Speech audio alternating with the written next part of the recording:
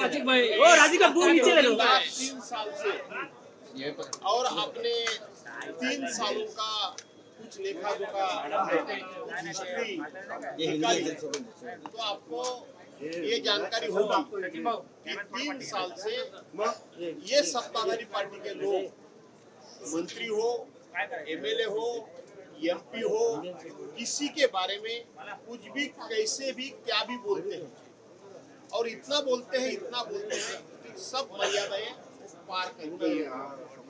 लेकिन जो पार्टी को सभ्य पार्टी कहती है, सुसंस्कृत पार्टी कहती है, जो पार्टी आइडियोलॉजिकली हम ही एक पार्टी पूरे आइडियोलॉजी के तौर पे चलते हैं, उसी राह पे चलते हैं, ऐसे कहने वाली पार्टी कभी भी ऐसे बेजवाबदार वक्तव्य करने वाले उनके जो लोग होते हैं उनको उन्हें कभी रोका कभी रुकाया ऐसा एक भी उदाहरण हमारे सामने नहीं है।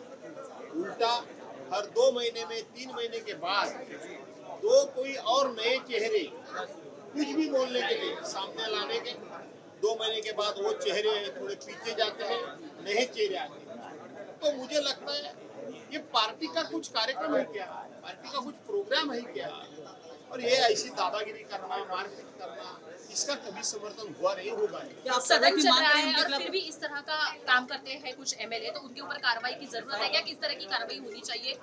सत्ताधारी पार्टी के जो लोग हैं उनके ऊपर कार्रवाई कभी नहीं होगी इस सरकार में।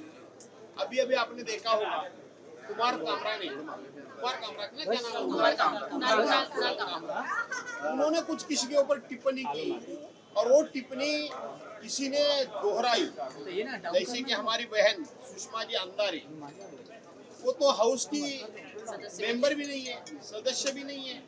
उन्होंने हाउस में काम करने वालों लोगों के काम में कोई रुकावट भी नहीं लाया। और अगर हाउस में काम करने वाले किसी भी मेंबर पे या मिनिस्टर हो या एमएलए हो उसमें रुकावट लाती है तो ही उसके ऊपर हक भंग करके प्रस्ताव आ सकता है। लेकिन वो सुषमा जी अंधारे इस पार्टी की सदस्य भी नहीं है और उन्होंने किसी के काम में रोड़ा भी नहीं डाला, कोई कांड में अड़चन भी नहीं की, फिर भी ये सरकार उनके ऊपर हक भंग प्रस्ताव लाती है। लेकिन अपने पार्टी के लोग, अपने मंत्रिमंडल के सदस्य, अपने पार्टी के सदस्य ऐसे बर्ताव करते हैं, उनको ये सत्ताधारी पार्टी कभी कुछ बोलेगी इसके ऊपर कोई विश्वास नहीं कर सकता और अपेक्षा भी नहीं। कुछ दिन पहले महाराष्ट्र का मुख्यमंत्री ने कहा था कि जो कोई लॉ अपने हाथ में लेगा हम उसके ऊपर कार्रवाई करेंगे, और ये उन्होंने जो स्टेटमेंट किया था वो मनसे को लेकर किया था। लेकिन उन्हीं के विधायक जो है वो अगर ऐसा काम करें तो क्या ये समय नहीं आया कि अपोजिशन उनको सवाल करे अभी महाराष्ट्र सीएम को? ऐसा है कि महाराष्ट्र के सीएम देवेंद्र जी फडणवीस ये बड़े चालाक है, वो खुद एडवोकेट है। वो जब स्टेटमेंट करते हैं तो उसका दोहरा उसका अर्थ यही होता है कि अपोजिशन वालों ने और अगर कोई कानून हाथ में लिया तो उसके ऊपर एक्शन होगी। लेकिन हमारे सत्ता के पार्टी के लोगों ने कुछ भी गलत काम किया तो उसके ऊपर हम एक्शन नहीं लेंगे, ऐसा उसका दोहरा अर्थ है। संजय काकड़ के खिलाफ कोई कार्रवाई नहीं करेगी सरकार? डिफेंड कर लगता है सरकार कोई कार्रवाई नहीं करेगी?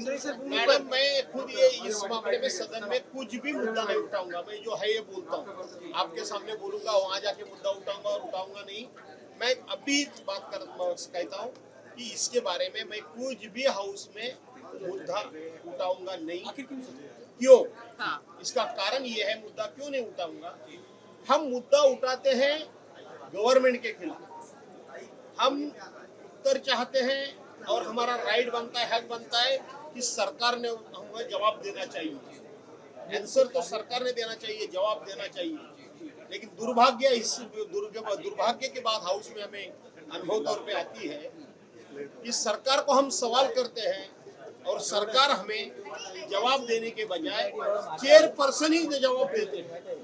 जैसा कि चेयरपर्सन ही सरकार है तो हमें मालूम है कि यहाँ जवाब सरकार नहीं देगी, चेयरपर्सन से मिलेगा तो उसमें से कुछ निकलने वाला नहीं, इसीलिए मैं वो सर, जवाब ये सवाल नहीं उठा। सरकार क्या डिफेंड करती है ऐसे लोगों को? आपको लगता है कि जो उनके पक्ष से है, उनके अलायंस से है, और मैंने अभी अभी कहा कि सरकार डिपेंड नहीं, ये सरकारी तो कार्यक्रम नहीं है ना, ऐसा स्टेटमेंट किया। सर गडचिरोलीच्या विद्यापीठातून अभ्यासक्रमात बीएच्या अभ्यासक्रमातून मराठी हद्दपार करण्यात आलेली आहे. तिकडच्या संघटनांनी हा विषय समोर आणलेला आहे. कसं पाहतात आता अभ्यासक्रमातून पण मराठी तुम्ही सांगता, परंतु तशा प्रकारची माहिती कुठेही समोर आलेली नाही आणि जी माहिती समोर आलेली नाही त्यावर भाष्य करणं चुकीचं आहे. धन्यवाद. धन्यवाद.